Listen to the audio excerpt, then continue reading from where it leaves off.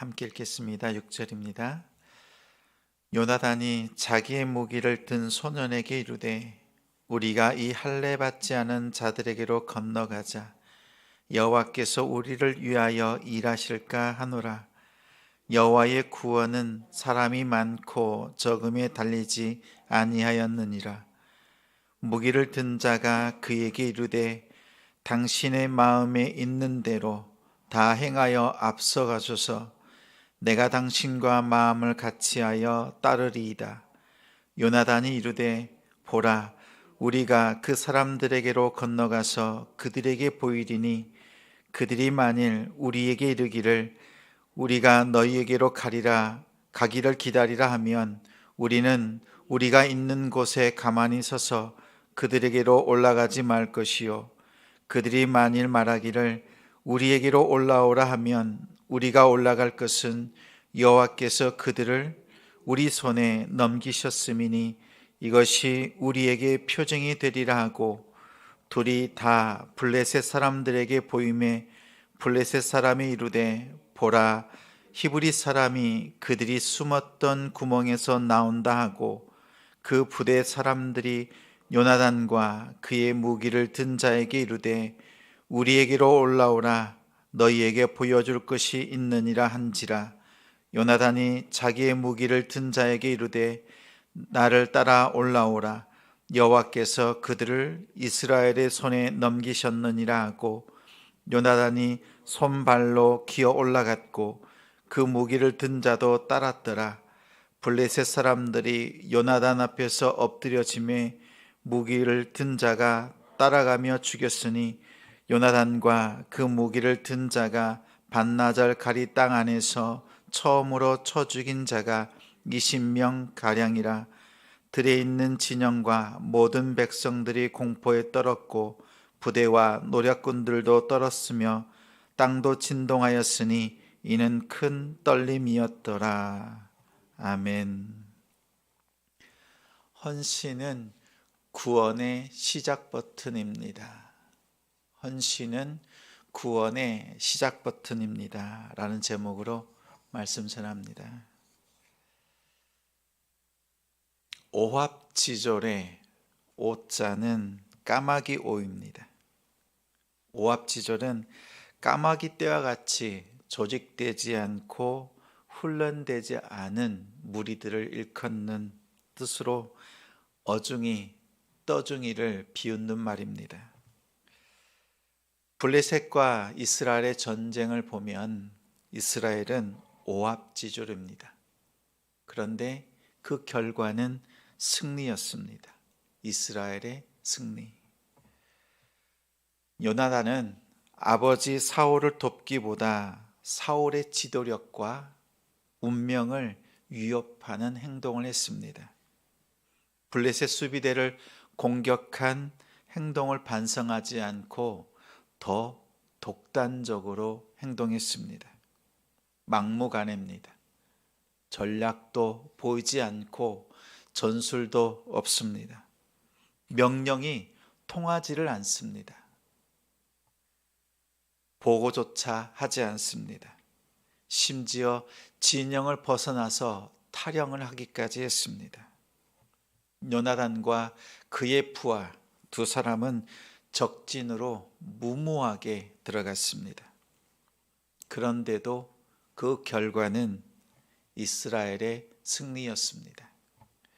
이렇게 형편없이 전쟁을 했음에도 불구하고 승리했던 이유는 단 한 가지입니다. 그 이유는 온전한 헌신입니다. 사실 하나님은 사람의 헌신이 없이도 구원하실 수 있습니다. 먼저 하나님께서 땅을 뒤흔드시고 블레셋의 혼을 쏙 빼놓은 뒤에 우박으로 공격해서 전멸시킬 수도 있습니다. 그 다음 요나단이 가서 하나님의 승리를 보고 감사하며 하나님께 영광을 돌려드려도 됩니다. 먼저 구원하시고 그 다음 헌신이 있어도 아무 문제가 되지 않습니다. 하나님의 구원이 먼저 임했을 때 하나님께 더 큰 영광, 더 큰 감사를 드릴 수 있을 것 같습니다. 그런데 하나님은 사람의 헌신을 통해서 구원의 역사를 이루어 가십니다. 여호수아가 이스라엘 백성들과 함께 요단강을 건너갈 때 홍해처럼 물이 멈추고 마른 땅을 건넌 것이 아닙니다. 그들이 건널 때는 여전히 아무런 변화가 없습니다. 오히려 추수 때여서 물이 뚝을 넘칠 정도로 가득한 상황이었습니다. 요단 강물은 그대로 흐르고 있는 상태에서 가장 먼저 제사장들이 발을 담글 때, 그 물에 몸을 담글 때 그제서야 흐르던 물이 그치고 멈췄습니다. 헌신이 없으면 아무 일도 일어나지 않습니다. 하나님께서 말씀하실 때 하나님께서 말씀하신 대로 이루어질 것을 믿었던 제사장들의 헌신을 통해서 이스라엘은 요단강을 건넜고 구원받았습니다. 골리앗을 향해서 물맷돌을 던지면서 온 힘을 다해 자신을 드리는 헌신, 그 다윗을 통해서 하나님은 이스라엘을 구원하셨습니다. 헌신이 있고 하나님의 구원이 있습니다. 오늘 본문에도 요나단과 부하장수 두 사람이 죽기를 각오하고 헌신합니다. 하나님께서 땅을 흔드시고 그들을 통해 구원하셨습니다. 이처럼 뒤에 있는 이 먼저 드려지는 헌신은 구원의 시작 버튼입니다. 헌신이 없다면 구원 역시 보류됩니다. 헌신이 있고 그 다음 구원이 있습니다. 헌신이 없는 구원은 없습니다. 그러면 하나님께서 왜 헌신으로 시작하게 하실까요? 하나님께서 우리에게 헌신을 요구하시는 이유가 있습니다. 첫째, 헌신을 통해서 믿음 보시길 원합니다. 믿음은 믿는 마음입니다.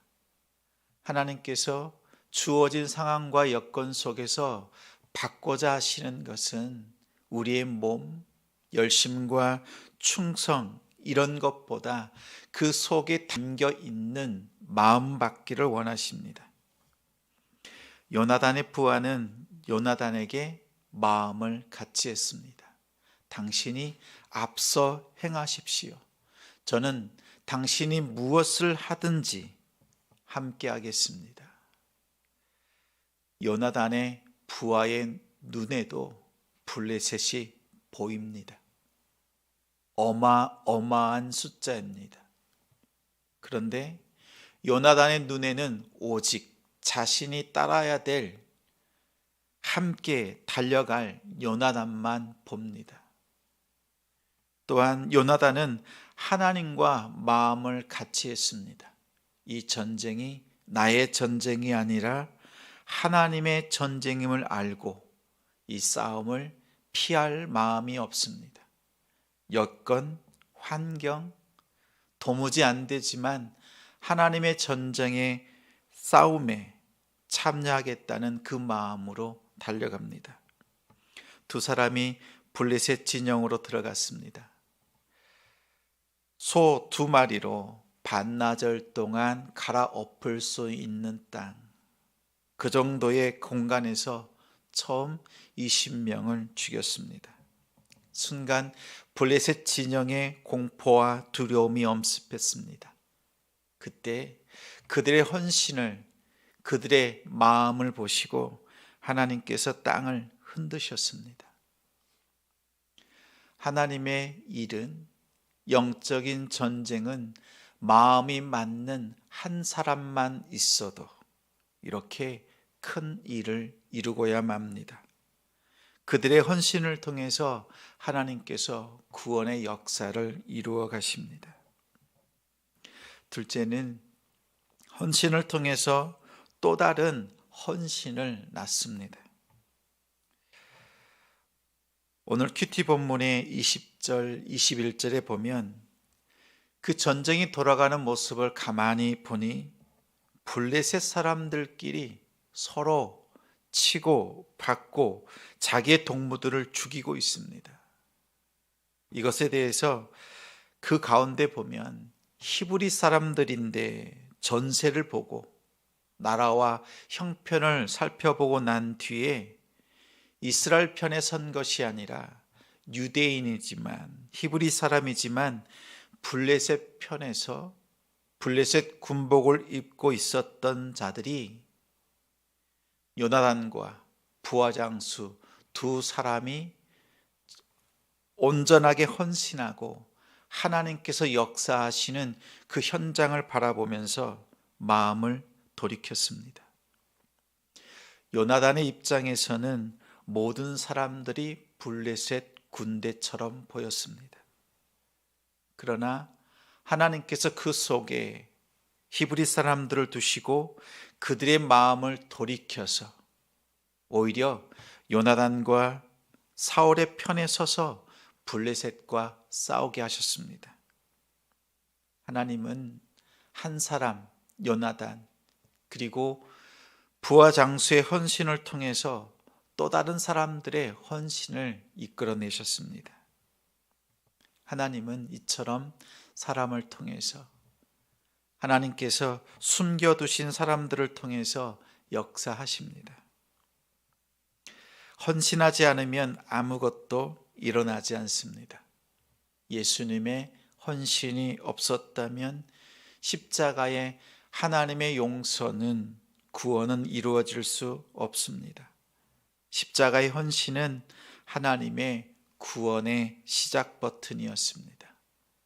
오늘 우리의 삶 속에 하나님의 구원이 필요한 곳, 예수 그리스도가 필요한 그곳에 우리의 헌신을 드릴 수 있길 원합니다.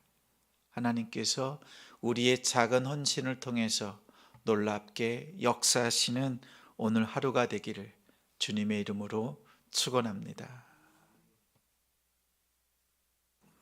함께 기도하겠습니다.